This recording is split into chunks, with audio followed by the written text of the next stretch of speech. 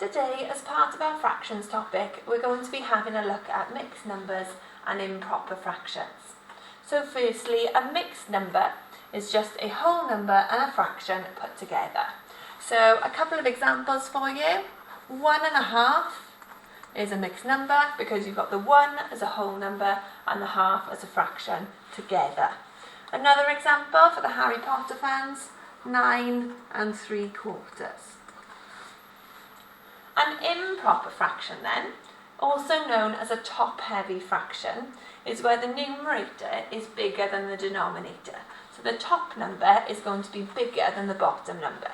So a couple of examples here for you, they're totally random. We could have 11/2, okay, because the 11 is bigger than the 2, so the top number is bigger than the bottom number. And we could have, let's say, 50/7. So we can use mixed numbers or an improper fraction to show the same amount because they're both bigger than 1, they're both bigger than one whole number. So we can actually convert between the two, which is what we're going to be looking at today. So first of all, some examples. We're going to convert these mixed numbers into an improper fraction. So the first one, 3.5. Now we can all hopefully visualise 3.5. So I'm going to try and draw it down. It's just a sketch. So 1 whole, 2, 3, and then a half.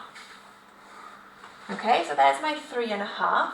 Now because of that fraction of a half, the 2 on the bottom, it means that all of my wholes are being split into 2, are being split into halves. So I'm just going to halve each of my whole circles here. And I'm going to see how many halves now I've got all together. So I've got 1, 2, 3, 4, 5, 6, 7. So 3.5 is another way of saying 7 halves. And that can be written as 7/2. So that is your improper fraction. So 3.5 is the same as 7/2. So if we have a look at what we just did, we've got 3 wholes, which are both split up into 2 parts. So we've got 3 times 2 here. So notice the 3 and the 2 get times together.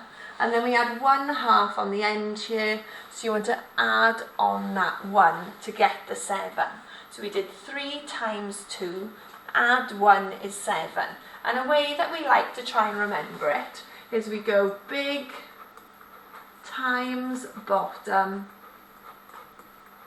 and add the top. Okay, so the top number is going to be your big number times your bottom number and add the top number. The bottom number of the fraction always stays the same. So the bottom stays the same. And that is our rule to change a mixed number to an improper fraction. So we don't really want to be drawing out pictures every time we do it. So we're going to try and use that rule now for our question 2. So we have 5 3/4. So we're going to use the 5, times it by the bottom, so times it by the 4, and add the top. So we've got 5 times 4, add 3. Okay, so that's going to give us our numerator. That's going to give us our top number. And then the bottom number stays the same. So this is the bottom number here. So the 4 is just going to stay on the bottom. So we need to work out that top number now. So 5 times 4 is 20. Add on the 3, 23/4 for question 2.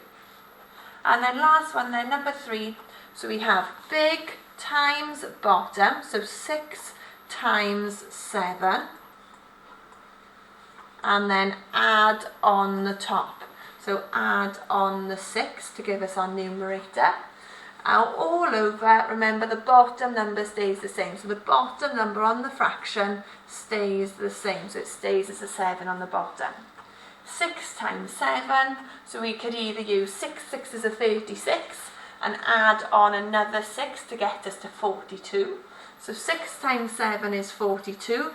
Add on another 6. So 42 add 6 gives us 48/7. Okay, so big times bottom and top to find that top number in the fraction. Here now we're going to be going the other way. So we've got improper fractions and we're going to convert them into mixed numbers. So number one, we have 11 over 2.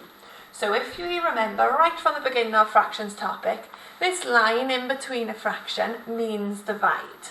So this question means 11 divided by 2.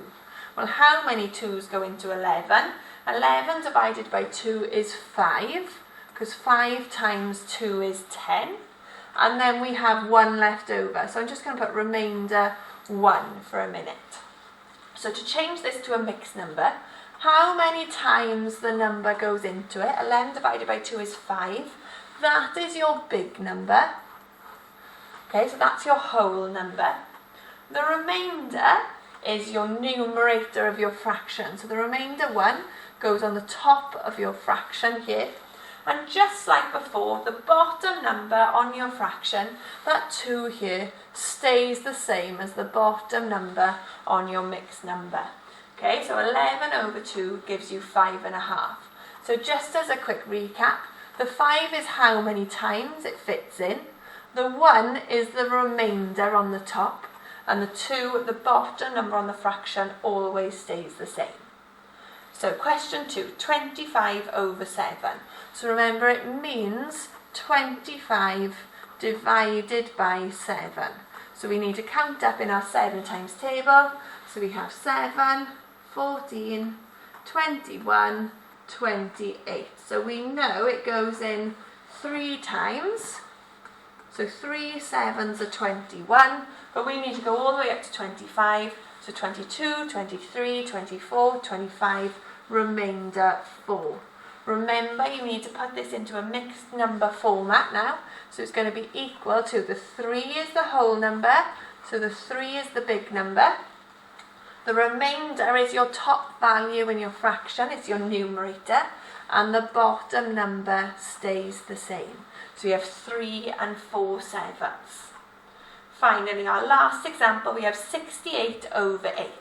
So again, it means 68 divided by 8.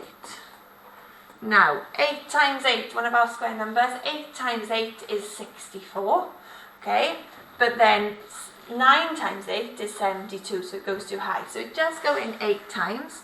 8 times 8 is 64.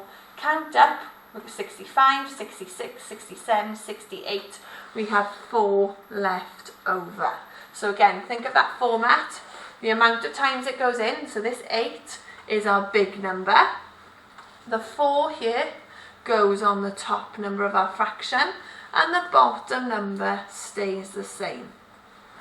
So we have 8 and 4 eighths. But some of you might be thinking, 4 eighths can be simplified down. So if we think back when we were simplifying fractions, 4 eighths can shrink down, we can simplify it. Make sure you keep your big number still there. So we keep that 8 still there, and we can simplify our 4 eighths of our fraction. So remember, 4 fits into both. So you're going to divide both numbers by 4. 4 goes into 4 once, and 4 goes into 8 twice. So it can be simplified down to 8.5.